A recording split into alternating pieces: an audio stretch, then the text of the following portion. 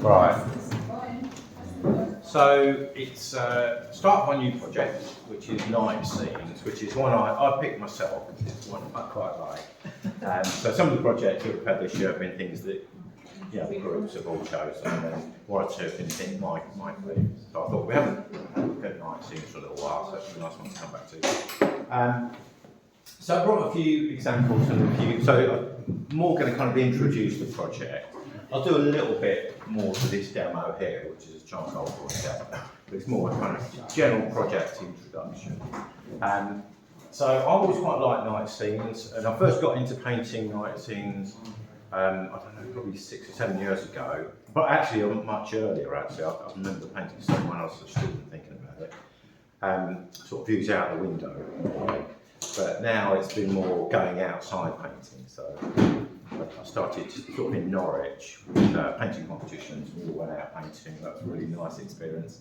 What I really like about the night scenes is you've got, so these are actually a couple that I've done from as demonstrations for art clubs. So that's one of Saffron Walton, that was, and it's from a photo I took when I was there painting in the daytime. But we then kind of went to the pub, and then coming out of the pub was this lovely night scene. So that's the photo I used for that one. They're not really finished paintings. That one was in acrylics, which I find the paint isn't quite as strong as the oils. This one's an oil painting. This is obviously like the Cursor. And again, another one done from a demo. They're both done within under 2 hours, so they're very sketchy paintings. They're probably like about an hour, 3/4 each. I tried, so I wouldn't really exhibit these. They need a bit more work, a bit more refining, really. But it just shows you the basis of it. So one way that I work is to work from sort of multiple photos. So that one is pretty much just the one, but this one, which I've got there, I used a few different references because I quite liked, say in this photo, I like the way that the cursor was all lit up. But I found all these, there's a bit too much going on here, too many cars, too much clutter. So I basically decided to use that one as the basis of it, and then I added a few dark lighting details from this one. So you might find that when you're creating a composition, or coming up with an idea, it might not be just like one photo that works. You might need to use a few. I mean, all my work is from my own images, and that's something I'd encourage you to do. Work from your own resources and take photos. Most people have got a phone on which there's a camera, or if you've got a camera as well, just be ready to, take some references for yourselves. So this, I actually went down a couple of years ago to have a go at painting the fireworks at the seafront. And they hadn't started yet, but this was quite a nice scene with the fountains all lit up and kids running in and out. I did do a quick painting of something like that, a very quick sketchy one. And sometimes I don't necessarily exhibit all the work, but some I've done, I might just do something just more as a detail, just to try and work out a few painting problems or something like that. Yeah, so you don't have to think of everything you do as being a finished painting. You can kind of study it up. Also, I wanted to just show you a few examples from my Edward Hopper book, because I was thinking he's quite and I don't know if you're familiar with his work. See if I can find the famous one, which I plagiarised somewhere. So that's quite a famous image. You've seen that one before, the Nighthawks? Come across that one. So that's a really sort of famous American 20th century artist. Quite an iconic painting, just a chap on his own in a bar and a couple of So, I find his work very, very inspiring. And it's quite nice because in this work, sometimes you've got the sketches that he used to create that. The way he worked was he used multiple references, and perhaps that's where I've got the idea from. He might have gone and seen a few buildings, maybe juxtaposed that building with this building, and then he's got different people to sit and model for the figures in the building. Quite often it's his wife, the women, and he does the modelling for the men. thing. So they're almost like reimagined scenes. Sometimes they're things that you might have glimpsed as he's travelling through the city, and then he's then sort of recreated, glimpses of that. And then, again, that's another, sort of simpler one, quite an empty station image. There's a few that are paste-marked night scenes in here, so if you want to get a bit of inspiration, that's quite a nice one to have a look at. So I was thinking, so that's a little bit of background and context. And I'll bring a few other paintings in over the next few weeks, things that I've done now, doodles and night paintings. So I was thinking, like, in terms of this theme, really quite interested me of the fountains, but I wanted a few more figures. I've got a few other photos, which I seem to have lost one of them somewhere, with figures in the fountains as well as looking in. And I thought that was quite a nice combination. So I started this one. Now I'm thinking with these sort of scenes, something like charcoal is quite a nice medium. So I thought I'd use a little bit of charcoal this week. Then maybe go perhaps a little bit of pastel and charcoal, or just pastel next week. And then I'll do a little bit on painting. So whichever medium you fancy using. I thought I'll start with this because it's a simpler medium, more basic medium. And then I'll do a little bit of a work-up of painting over the weeks too as a demo. What I've done here is I've basically tried to leave some areas white, and then I've gone in with quite a lot of tone. So basically, trying to get any of the areas that are kind of like either mid-tone or dark, just get something down already. So this whole area here, where there's a few figures, I could just work the charcoal into a mid-tone, something like that.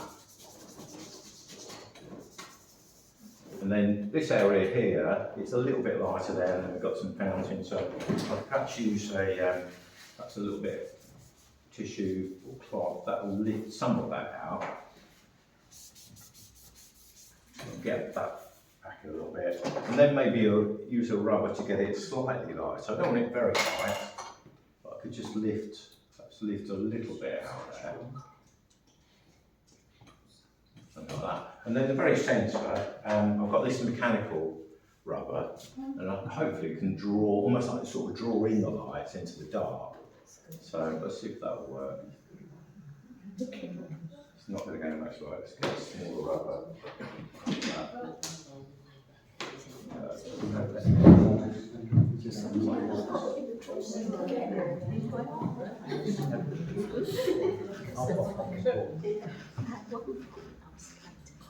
Yeah, I can get a little bit, I'm not getting that bit much lighter. So, I mean, if this is just intended as a working drawing, it's not the end of the earth. I could even just get a blob of white paint and put that on there, get that really bright. But it would hopefully, I can to an extent lighten up sort of these, using the rubber to draw these little fountain shapes. And so I can draw some lines like that. So that's quite handy. And then perhaps this figure here, trying to superimpose her over the top. So I want to work a little bit darker there.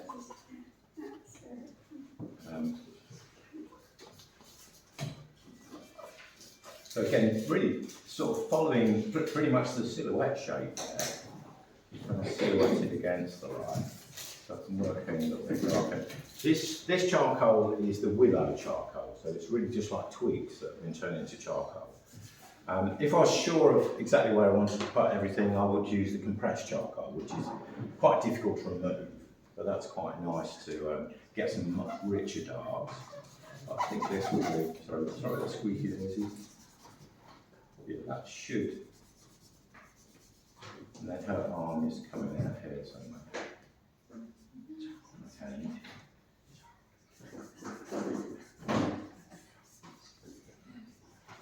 So yeah, I can sort of pop another figure there.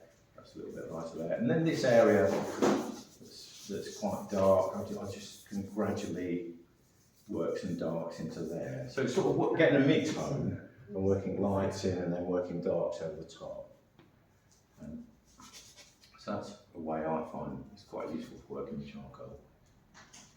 Let's darken that. Any Your mechanical rubber, is that something you fashioned yourself, or is No, it no, it's something you can buy. You can buy these. You can buy it. Yeah, they're quite a good bit of kit. Unfortunately, that bit, the charcoal must have got a bit too grand. Okay. So Yeah, they're quite a good. is that their technical term? Mechanical I don't know rubber? what you call it really, but probably, I'm not sure. You can borrow it, you can try it, and there's some spare batteries here as well. So,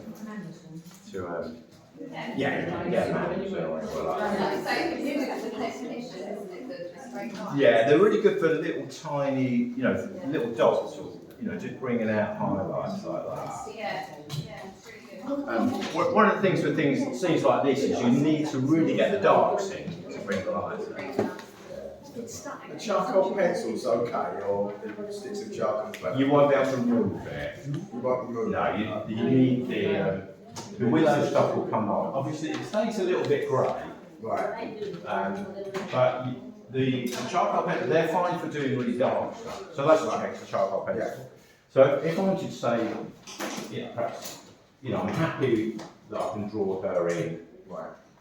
fairly well, and that'll be in the right place. What it might be worth doing is just sketching out with a bit of this first, if you're not sure, and then, once you've got everything where you want it to be, you could then use the charcoal pencil. That fills it in. And just work it. You can get a really nice, rich dark with those. So you can get pencils. You can also get sticks of pressed charcoal, which some of mine is. I think it might be pressed charcoal. I'm not sure. Yeah, there are a lot. Where of do you get that things. online? Or you can get charcoal online like that? Yeah, you can do. Yeah. I've got my barbecue, I suppose. Yeah, you can do. You can go. You can. All you need is barbecue, literally. Yeah. I don't know why they seem to use willow for some reason. Willow twigs. I suppose it grows in the thin, stripy, straight twigs. It's probably quite good in that way. Where can you buy those?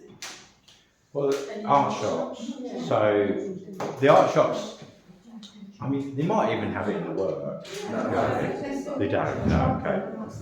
Probably like the what is there in Southend? There's the crab. Is it Lawrence Matthews? So Lawrence Matthews will do it in Southend, down Queen's Road. Hobbycraft, that's the other one. The range might do. They cut back a bit on their art stuff, but they did have some stuff. But if you want to try it, I've got plenty here, and you can try it and see what you think. Okay, and I say, look, I'll do a little bit of using pastel next week. I've got some images here if you need any.